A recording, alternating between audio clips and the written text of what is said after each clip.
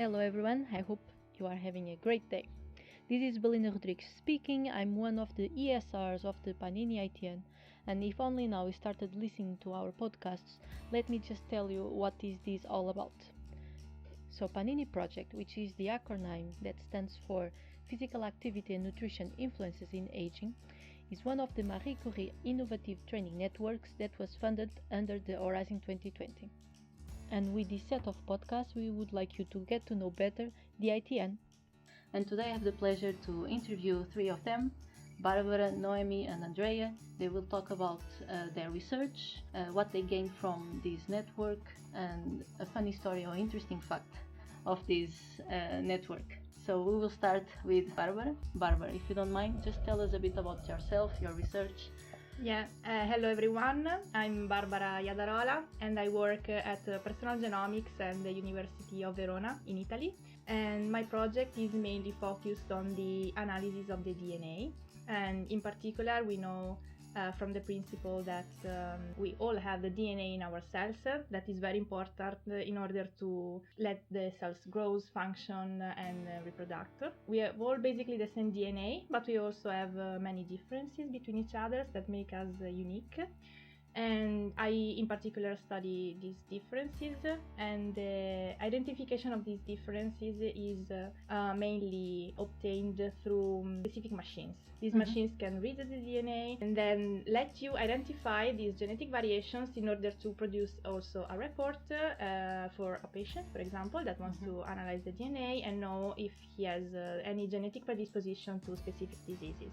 Because as we know, the differences in our DNA can be the determinant of a specific trait, such as the hair color, but also the cause of genetic diseases, and also the metabolic response to diet, for example.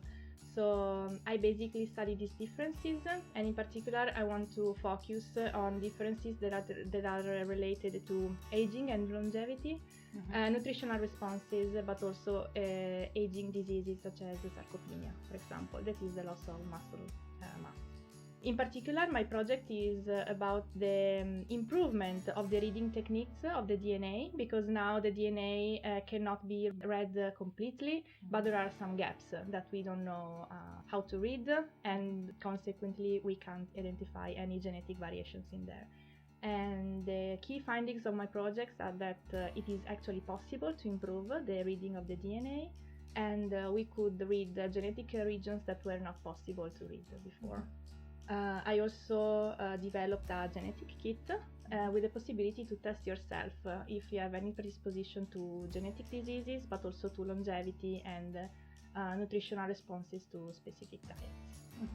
Okay, great.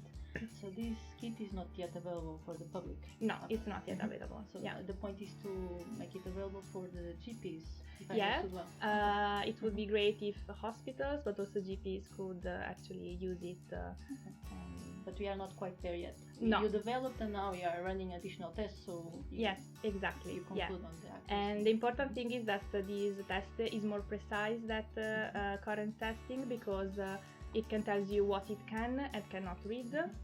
And that was something that was not possible before. So this test didn't tell you exactly what they couldn't read, but now we know better what they don't read, and they actually tell that information. Exactly. That's great. Thanks. So now with us, Andrea, if you don't mind telling a bit about your project.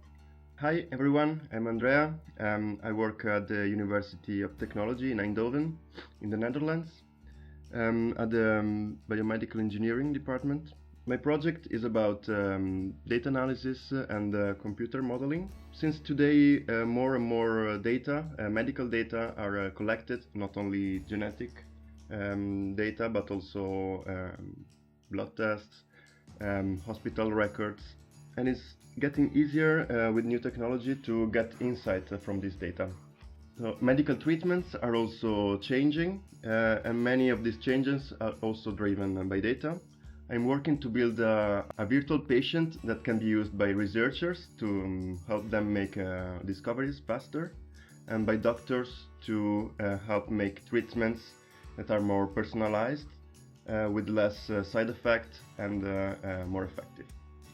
These computer models help us integrate different sources of data and to advance our knowledge of the human physiology. In particular, we use it to model the differences between different individuals and how they respond to nutrition, to diet, and their consequences on aging. So the aim of my research is to let doctors know in advance what treatments are the most effective, and this will translate into savings both for the hospital and for the health system. So the preventive medicine and the personalized treatments. So you feel that the personalized medicine Yeah. is important Yeah. nowadays? It's true that Yeah, it's a keyword. in the near future, the treatments will get more and more personalized.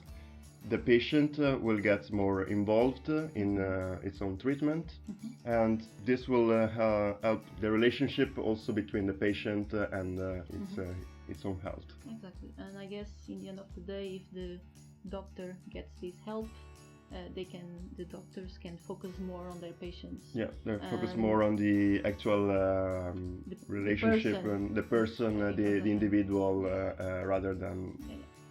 So basically what we are seeing here is the patients can gain from this technology not only because the doctor gets this additional help, but also because then the doctor can focus more on them and, as you said, on the relationship. Yeah. And the patient itself will be more involved and will get to know more about its own health. Okay, thanks. Noémie, your turn.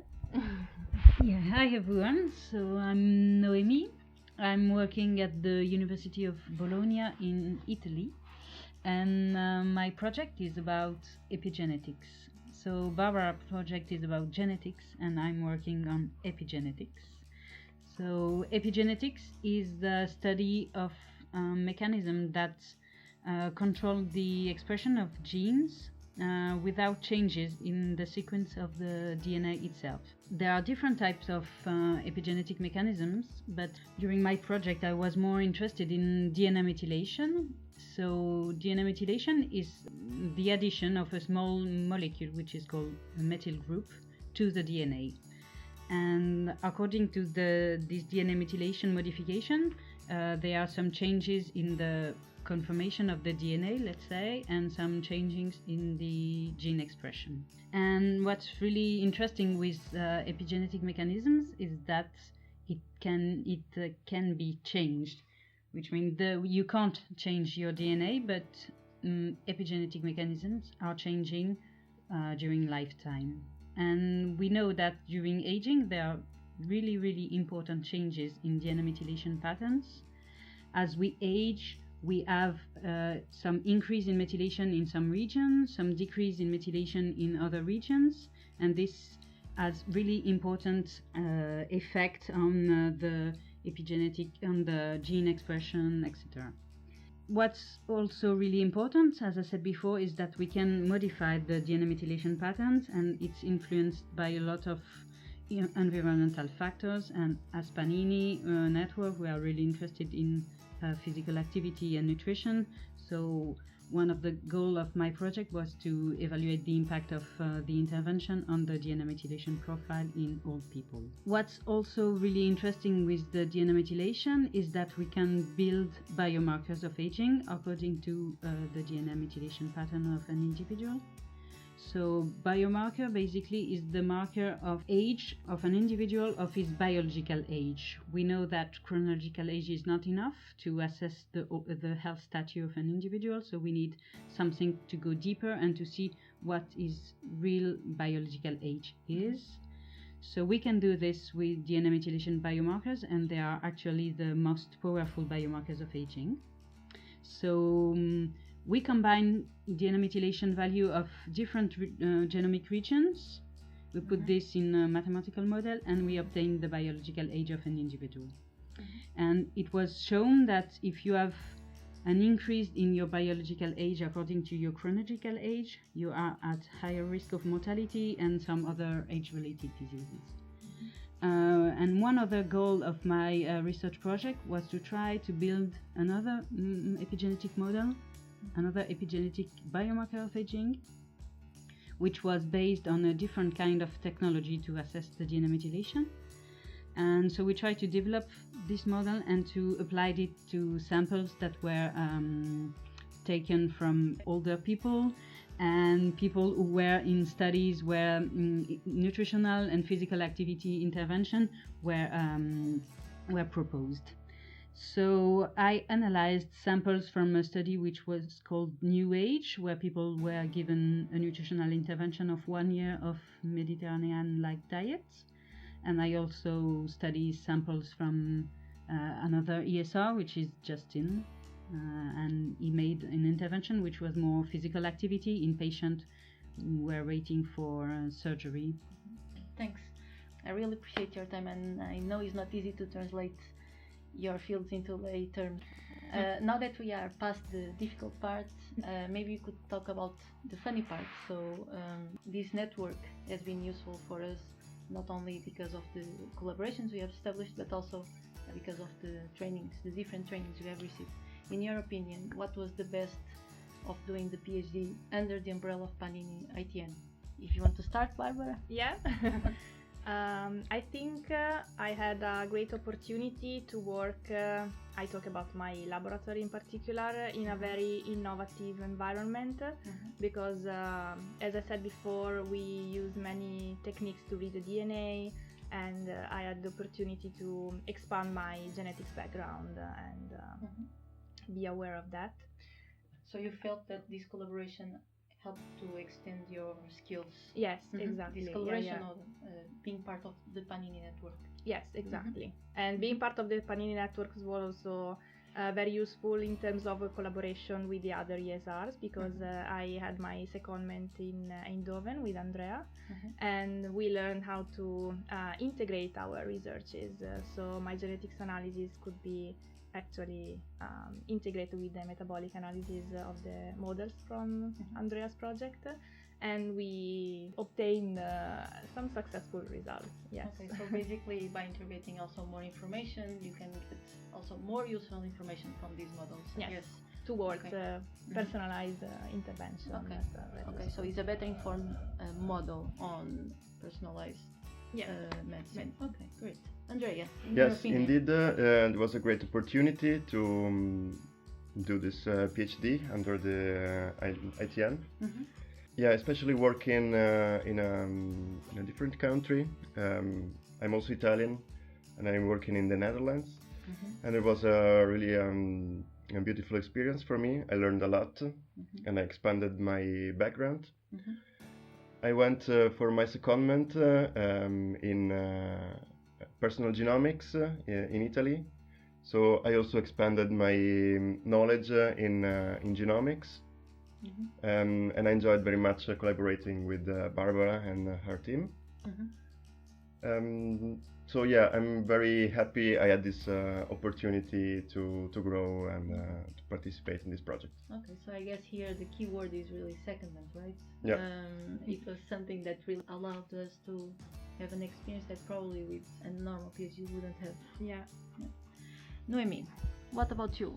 Yeah, I think as the two others said, it was a good opportunity to be in a European network like PANINI, so it was a good experience to have exchange with 10 other ESR. I think there is not much project where you can have such a network.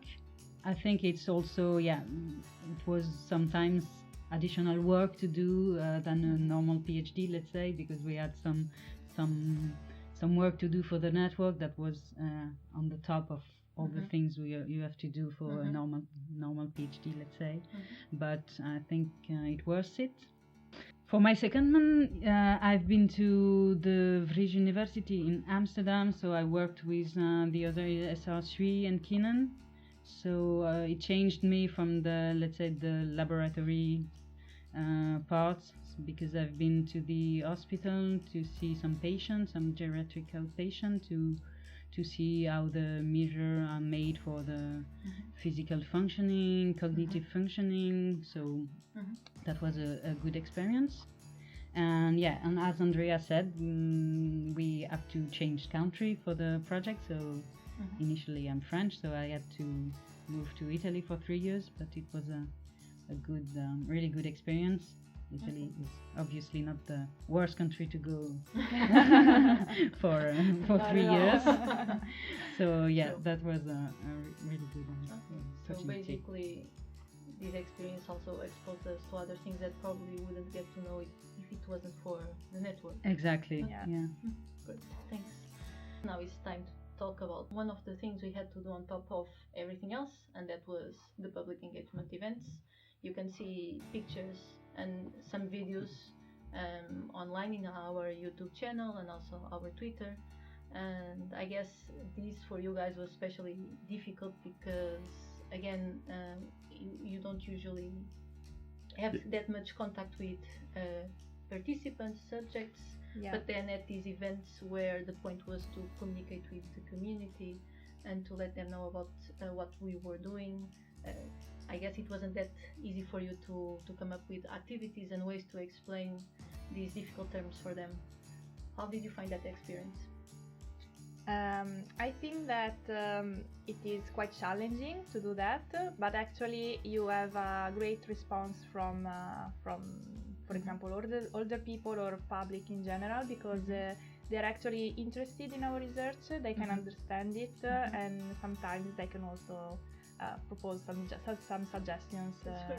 Yeah. That actually happened? Wow, that's Yeah. great. No, that's great.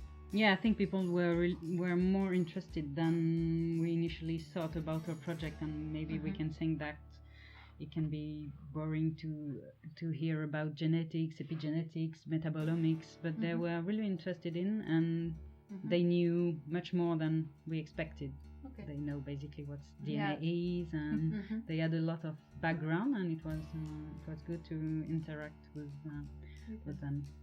Yeah, I was surprised by their interest about our topics, genetics, and so on. And yeah, well, challenging for us because we're not used to deal with the older people. So I guess it was really challenging, but also a nice experience for us. Yes, and I have to say that we did this in the UK and in Amsterdam, in the Netherlands. So we did this with two different populations, and I'm sure it wasn't easy to convey the message at all times. And I have to say as well that the people who were filling in online that survey that you presented to them. The biological Yeah, age. biological yes, age okay. questionnaire. Yeah, so I have to say that they looked really excited filling in. There was a Yeah. long queue for. There was really. Biggest queue ever. I know. So maybe what we could do was, in the end of this podcast, we could share the link with our viewers. Yeah. Oh, yeah, sure. So they Yes, could pleasure. also check Sure. whether their biological age matches their chronological age. Thank you all for coming. Thank you, This is- Belina. Thank Thank you, you, Belina. Belina.